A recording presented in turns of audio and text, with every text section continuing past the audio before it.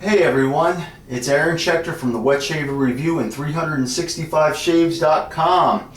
I wanted to do a very specific video today. One of the members on the Wet Shaver Review recently just got his first single edge razor, and there was a little bit of contention. The thread got a little bit iffy at a certain point, but I had told said member that I was going to make a video showing the difference between using a double edge razor and a single edge razor, as there is a little bit of a difference. It's really a matter of the angle is really what it comes down to. So let's talk about single edge or SE razors a little bit. The big names that you want to think of are W.S.R, Eveready, Gem. There's a few other ones out there that were, less popular, but those are the 3 or 4 really popular brands that you're going to see on the market. They all use a double-edge blade that, if you buy them from your local grocery store, is going to look something like this. Get it right up there on the screen.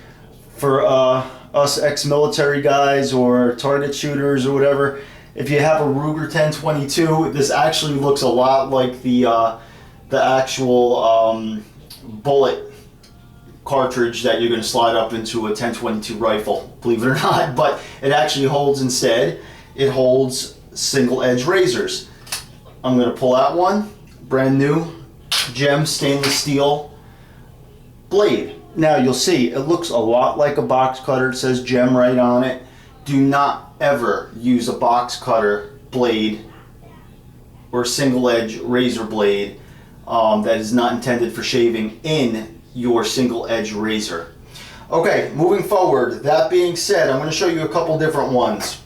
This is kind of the granddaddy of them all, and this is the one I'm going to be using today. This is the Gem 1912. Predating the Gem 1912 was the Eveready 1912. Eveready is a little bit older. Gem really came to being in the 1920s. I really am not a historian on single edge blades. Guys like Brian Sharp, he's really into single edge razors, so he would probably be able to add a little bit of information to what I'm about to say. But Eveready was definitely before Gem, and Gem bought the rights to the 1912. Though I believe both were owned by the American Safety Razor Company, which might have just phased out Eveready and just went with Gem. So this right here, fellas, is a push to open. It's marked right on the back, if I get the handle to stay on. It's marked right in the back. It'll say Gem, and it'll say a patent number of 19, if I can get it in there. Right on the underside of the handle, I think my hand's going to block it. It'll say 1912 right on it. It's a patent number, patent PAT, comma D or apostrophe D 1912. That's the 1912. The next one in the series you had coming up is the 1914, which I absolutely love. It is a little bit trickier to open up. You actually lift the head in design, and it slides down through and is held by 2 retaining clips that hold the actual single edge blade in place. Next in that whole series of line is what was called the Micromatics. Okay, here was my great grandfathers from the 1930s. I could actually date this one, not in the best of condition. It has a little bit of wear and tear to it, but this is called a Micromatic, and it's known also as the antenna style Micromatic because of this lower piece right here looking kind of like an antenna, and this basically turns to open. It has a little retaining clip right there that holds the single edge blade in place. Once again, turns to close. Under the same vein, you have also a Micromatic, but this was known as the bullet tip or bullseye or bullet, or you name it. Same thing, turn to open, turn to close. These were actually made in my home state of New York, actually exactly where I was born, in Brooklyn, New York. So it's good. These Gem razors, these Micromatics and Gems, are kind of cool to me. Kind of ties in a little bit of family history as well for me. Moving forward, you had what I feel is a very innovative gem. You have what's called a G-bar, okay? Also known, the true real name for it is the heavy flat top. A lot of people call it the G-bar because right on the side of it, I don't know if it's going to come through very well, but right on the side, right there where my finger is, I'm moving my finger away now, is a letter G. So people called it a G-bar. But the real name is a heavy flat top. Once again, this is a push to open, push to close. Push to open, push to close. Very simple.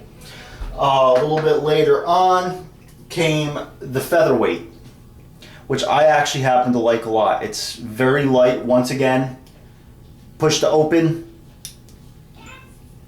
push to close. You put your blade in.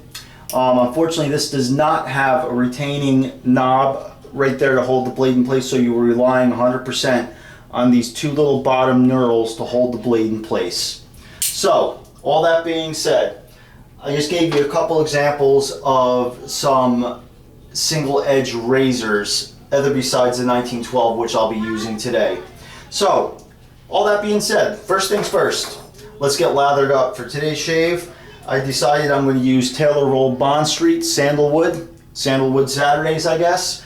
And I'm also going to be using, and this puck is, or jar is darn near dead, but I decided I was also going to use a Volfix that was very, very generously gifted to me from Gordon Ballantyne on the Wet Shaver Review. I believe it to be a number 15, but we're not 100% sure. I had asked Gordon, he wasn't even 100% sure.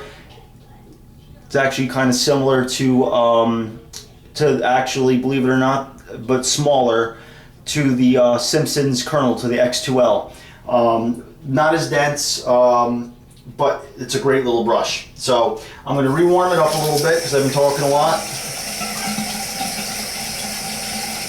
Just get some heat on those bristles.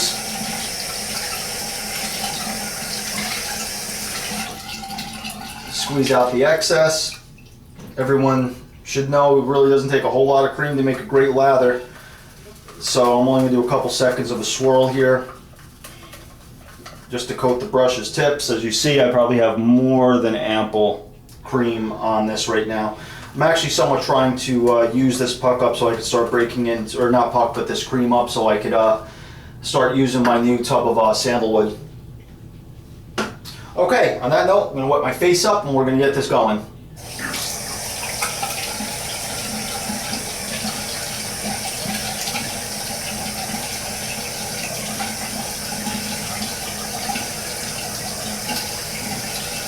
Okay, and fellas, last night I had posted, and I got actually a pretty decent response from people about how long does it take to shave. Let's time the shave, starting right now.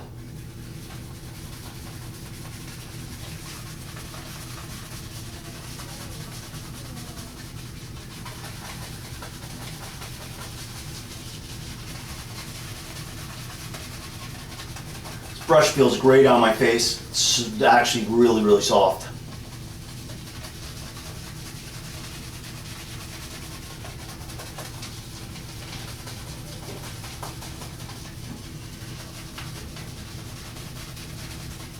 Great hand feel. Great thing about this brush is actually very nice.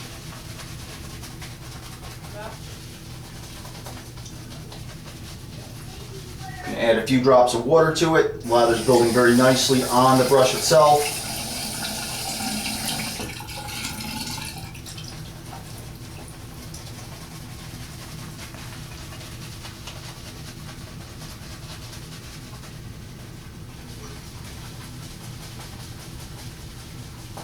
And I usually add water about maybe 2 to 3 times.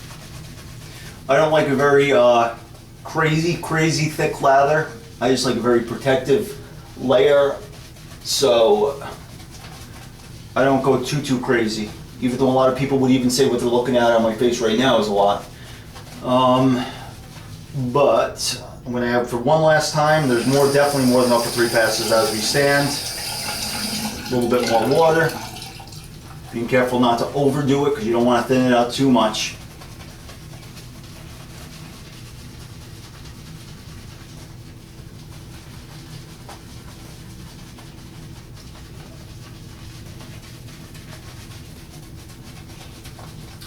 And what I'm doing right now is not only applying the lather to my face, but I'm actually exfoliating any dead skin using this brush that's on my face that just was exfoliated in my pre-shave shower, where I used Joe Grooming's facial scrub, which is actually a pretty coarse grit facial scrub.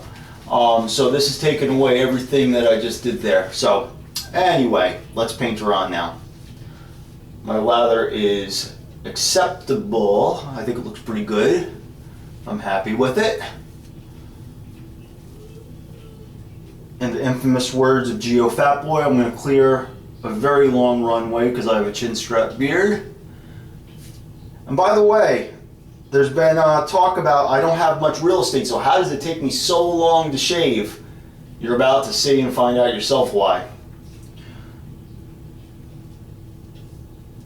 It takes a lot more work and detail than you realize to maintaining facial hair, like chin strap beards and handlebar mustaches, because there's a lot of places you have to maneuver around.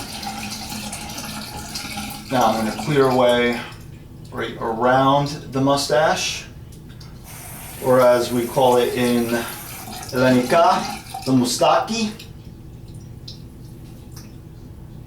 Just because I don't want to cut those long whiskers off. I need them. My gerbil needs its tail. Okay, next I'm going to show you how we load. Well, number one, actually, this was the lather that I created using that swirl. It's actually going to get bigger as we go along this shave. Oh, trying to find real estate to put stuff down. I have so much crap out here right now. Okay, so what you're basically going to do, I'm going to actually turn around for this. And hopefully, because I only have really one good arm, you could see this well, okay? I'm going to try to do this backwards. You're going to actually drop this blade in actually backwards with the rear end of it in first. So the blade is actually sitting, I don't think you can see this that well, towards the back of it. And then you're going to slowly slide it forward until it hits those retaining bars that are on the very bottom. There's two retaining bars right there and right there. Okay, so at the very bottom, that's what holds your blade in place, okay? Now, all that being said, and I hope I didn't kick my camera too much out of focus. There we go. You're going to rest it directly against that, and then you're going to close her down. You're going to close her down, and then you have your blade in place. You can see the exposure of it. There's actually a decent amount of exposure. You will get a great shave from a 1912. This is one of my favorite razors besides the 1914, which I do not make any qualms to say is probably my favorite razor besides the Gillette Senator. The 1914 is a whole nother story from 1912. You'd be amazed at what 2 years difference made in the overall quality of the shave. So that being said, let's get started. Let's make it happen. So I like to start on my neck. And you'll notice I'm actually pretty flat. If you look at it from the bottom of my chin, right here, I'm actually pretty flat against my face.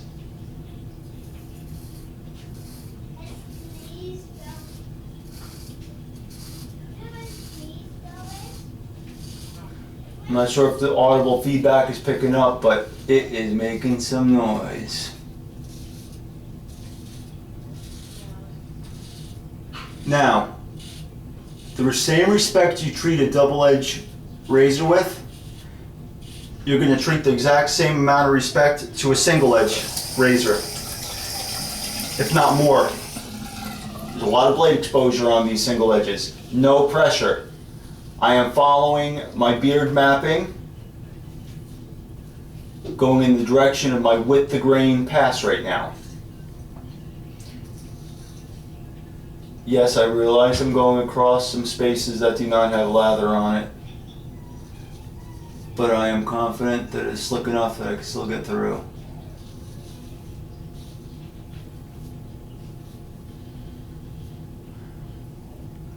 If you haven't watched my video on beard mapping, I suggest you do that.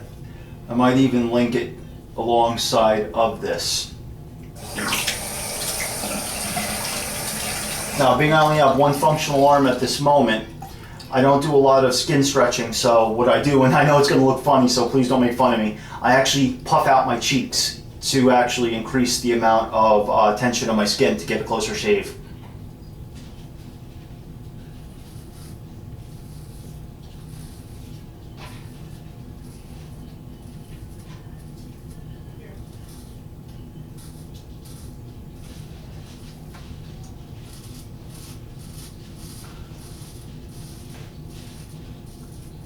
Don't worry about looking like an idiot doing all these funky things, by the way. Hopefully it's only you in the bathroom doing your shaves.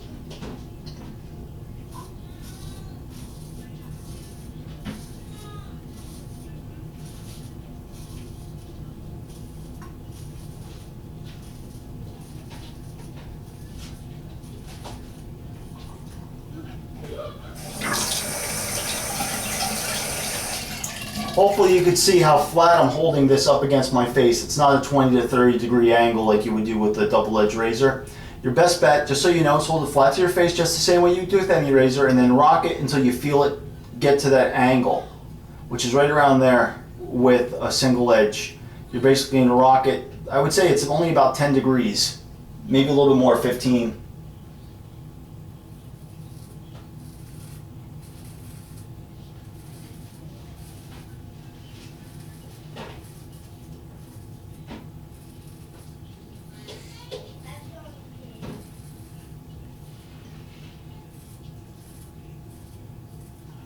Okay, and hence completes.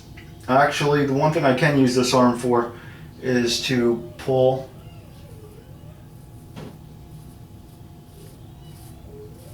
those whiskers aside. I'm able to actually make a 90-degree turn with my arm, but that's about it.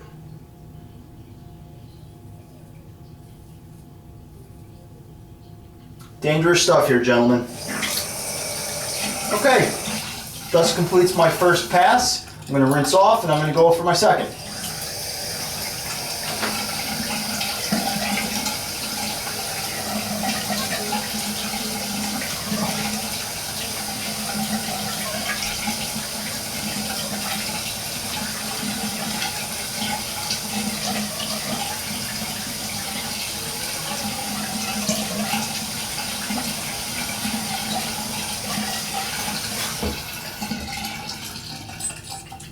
Dry my hands down. As you all know, you really don't need to get all the soap off your hands when you're doing multiple passes.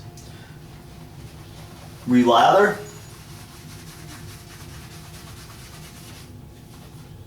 Left a bunch of it back there.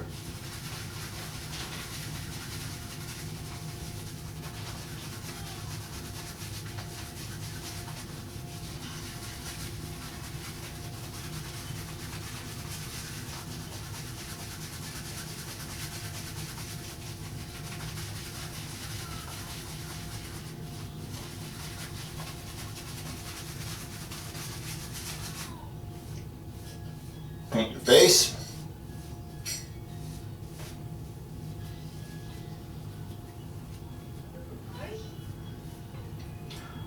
I'm going to clear my runway, a very long runway, also known as my chin strap.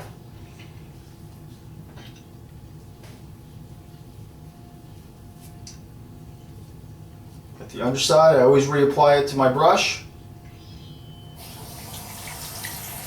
Now here's where beard mapping comes into play.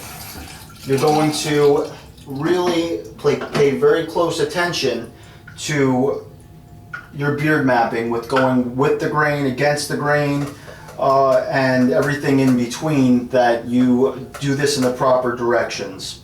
So, all that said, sorry, I'm just moving around, maneuvering things, trying to grab things as I move along. I'm going to go do, now I call this my fast pass because for some reason my across the grain is always the fastest.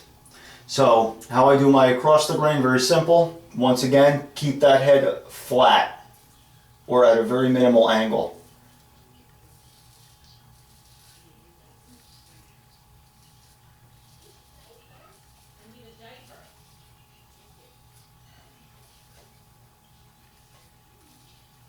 Now the neck area, going in the direction I'm going, is actually a very tricky way to do it. A good way to tell if you have the right angle with any blade or any type of razor, is are you leaving lather behind? If you have excess amounts of lather that are left behind, you probably don't have the right angle. Hopefully this is showing through how flat almost this head of this razor is against my face, or my neck at this point.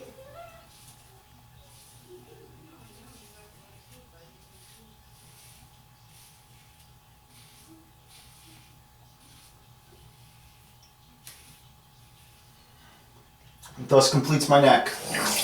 Like I said, I call this my fast pass. Now, again, don't make fun of me, I'm going to puff my cheeks out.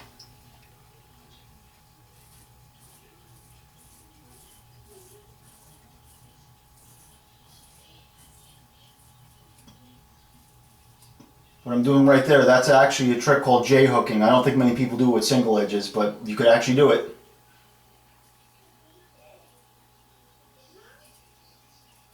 I use that to get problematic hairs.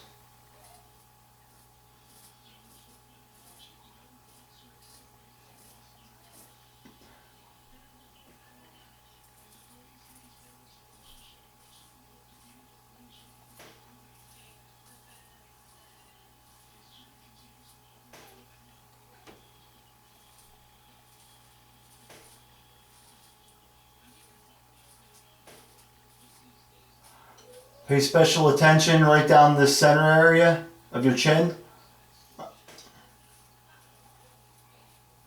Lower lip to chin, as there's a tendency to leave hair behind there with that cleft if you have a cleft in your chin.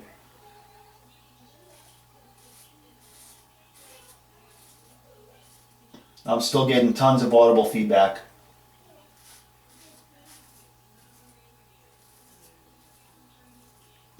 Now, I don't do against the grain or across the grain under my chin strap. I just leave that with the grain pass. Thus concludes my across the grain pass. So I'm going to rinse off, and we're going to finish this up and wrap it up. And I'd like to really see how long this took me to do. And I'm going to deduct about a couple, 3 to 5 minutes because I do talk a lot. Sorry guys, just the way I am.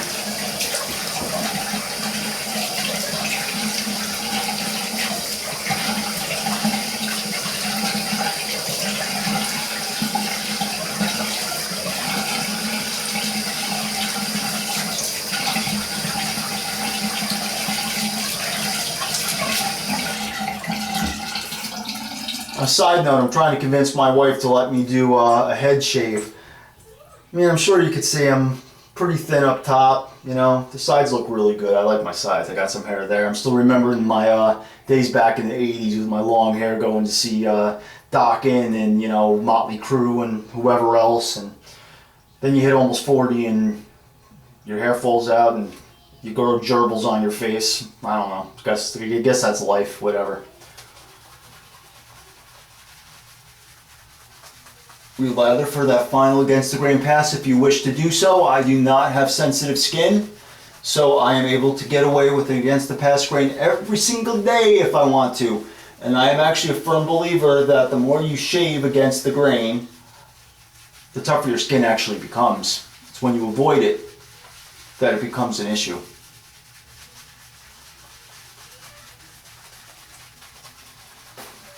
I like to do my against the grain a little bit with a little bit thicker of a lather for a little bit more protection. Take a little bit of extra time getting it on your face, because if you're going to hurt yourself, I've always found the against the grain pass to be the one. If you're going to get a cut or a nick or something, just because you're working upside down, you're working backwards, you're working upside down with the razor. You need as much protection as you can, and hopefully you did a really good proper prep. At least 3 minutes of hot towel or water directly from the shower or something to soften the actual hair and the skin, so you don't, so you're not ripping hair or tugging or only partially cutting and then ripping hair out of your face. You want that blade to cut smoothly through that hair, no problems. Okay, got a nice protective layer on my face. Again, clear those runways.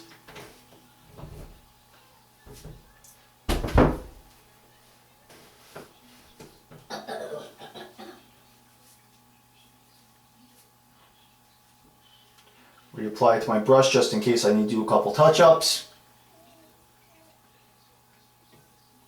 Clear that little area of my face just so I don't hit my my chin strap. Like I said, my gerbil needs its tail. Don't want to lose it. A lot of work goes into it. So, okay, here's where we start. Now, you're going to take your Gem 1912 and you're going to hold it upside down.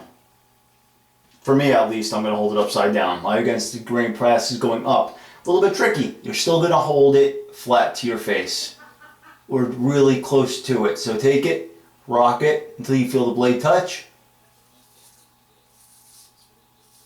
And you will have audible feedback.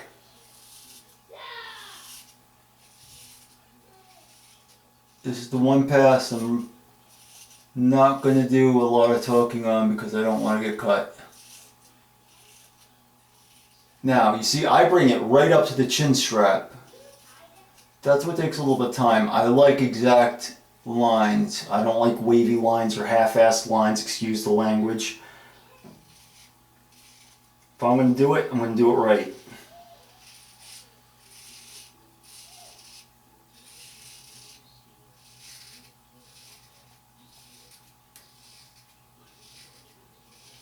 A lot of times I'll use a shavette for that, close edging. But notice how close, if you could see this, I'm going to stop for a moment, how close that head is to my skin. It's like right on top of the skin.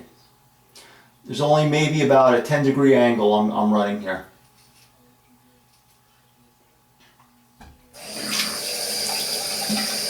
I always suggest rinsing a lot. A clean blade will pick up more hair.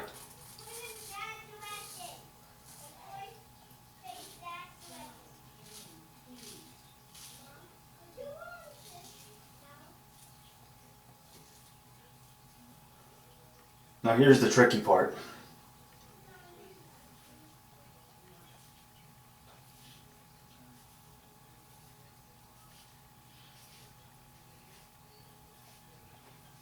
And made it through, no cuts or weepers.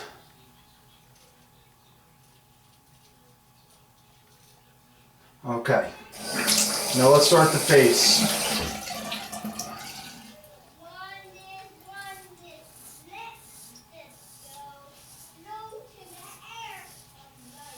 Notice the angle, I'm working upside down, but that blade, the head of the Gem 1912 is almost flat to my face with maybe a 10 to 15 degree angle.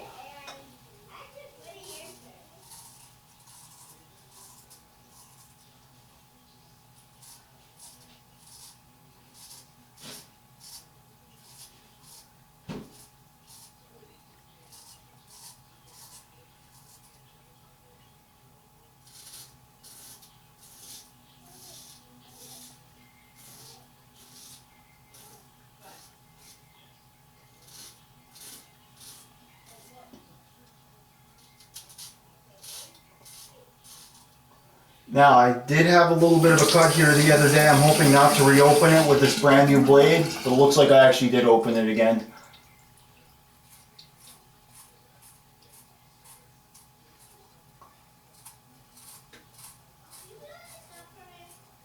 And right there, I reopened it.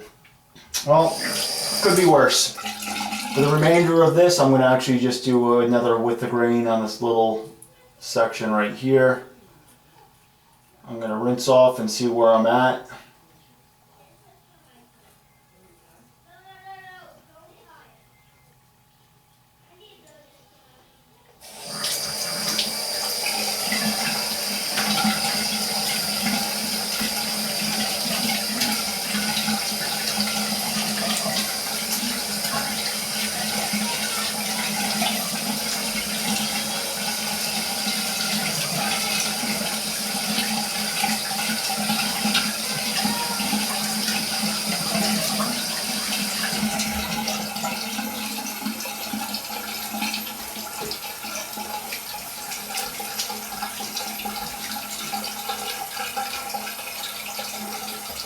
Now guys, a great way to find out if you're DFS, BBS,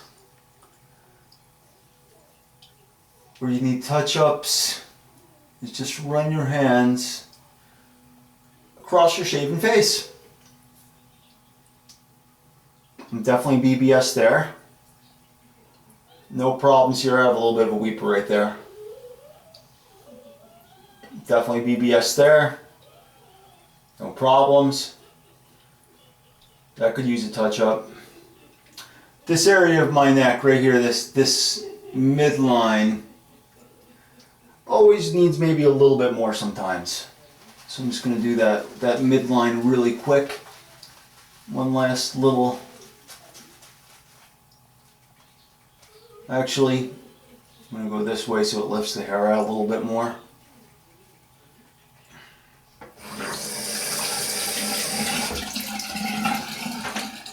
Again, flat to the face.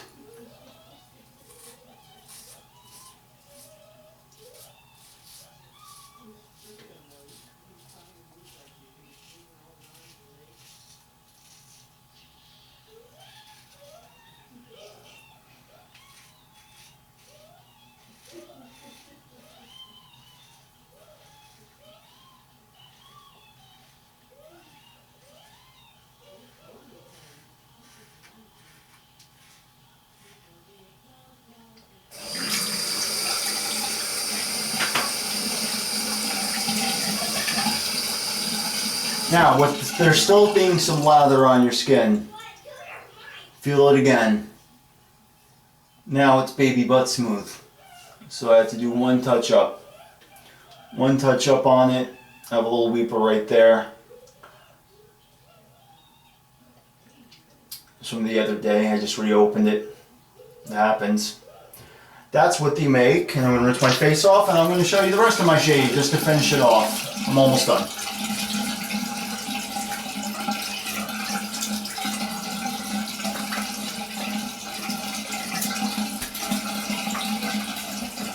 Now I'm just using cold water to close off the pores.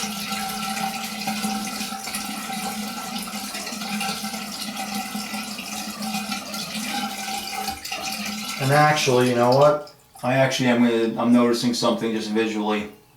Right here, I could actually go a little bit closer. When it comes to my straight lines on my chin strap, I'm actually a little neurotic.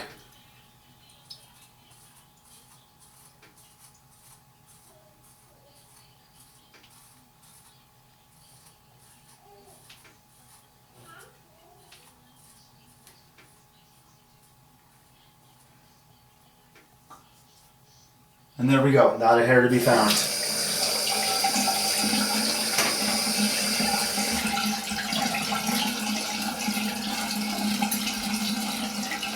Rinse them down again with cold water. A lot of people will tell you to wet the alum block before you use it. The way that I was taught to use it, there's actually, you can go to school to become an esthetician or a barber and they actually teach you how to do this. Is to use cold water first to close down. Then what you're going to do, and I'm going to get out of the screen here for 1 second. Knock the camera over, whatever. You're going to grab an alum block. All it is a potassium salt. Sometimes it's made of other types of salts, but the most common one is usually the potassium or potash. So, and then you're just going to dry and use the wetness on your skin to close off the pores. Now, I didn't have any weepers, no problems on my neck. Really none besides that one on my left, right by my left lip, chin in between the area. But watch this. You won't see any more blood from this point forward. And I run it up, and then I'll turn it horizontally. I'll run it horizontally.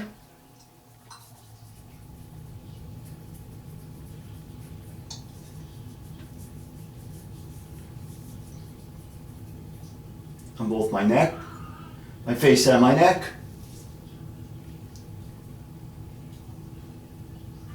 what I'm going to do, which I don't normally do, usually I would rinse and dry right now, but I think you get a nice view of my rear end if I tried to do this right now, is like I said, you're not going to see any more blood from there. This Allen block stopped it. Is you always want to dry your Allen block off after you use it. If not, you're going. Actually, I can dry it. I have a towel right here, actually. So I'm going to dry it off with my towel. Because if not, all that's going to happen is your Allen block is going to melt. It's going to melt down into a pile of nothing. Think about it. It's salt. That's really all this is. It's a type of it's a salt that they molded into a block that they used for the string sheet to close down pores and to stop bleeding. Actually, a styptic pencil is made of alum, believe it or not. Little known fact, a lot of guys don't realize that. So, that right there was my shave with the Gem 1912. The biggest thing, and I'm going to turn around really quick, to keep in mind is take that razor flat to your face and just turn it a little bit, just like that. That's all the angle in the world you need. That's it. And then you're shaving. That's all you need. So, on that note, I hope this video was at least a little bit helpful. It also gives a little bit of the times, and I am going to mark when I actually started lathering to when I actually just stopped. Now, you want to leave the alum on your face for only a couple minutes. I'm going to turn the video off now, and I'm going to actually rinse it off and clean up my gear. So, all that being said, best of luck using your SE razor. I'm hoping to hear a report of how it turned out for you. Any questions on this video, or if I didn't do anything clear enough that you have a question on, please feel free to ask us either on the Wet Shaver Review, it's a Facebook group, or go to www.365shaves, all one word, no spaces, just www.365shaves.com, where I am a contributing writer, and feel free to ask any questions that you may have. Thanks a lot. Enjoy your weekends, everyone. I'm Aaron Schechter again from the Wet Shaver Review and 365shaves.com. Thanks a lot.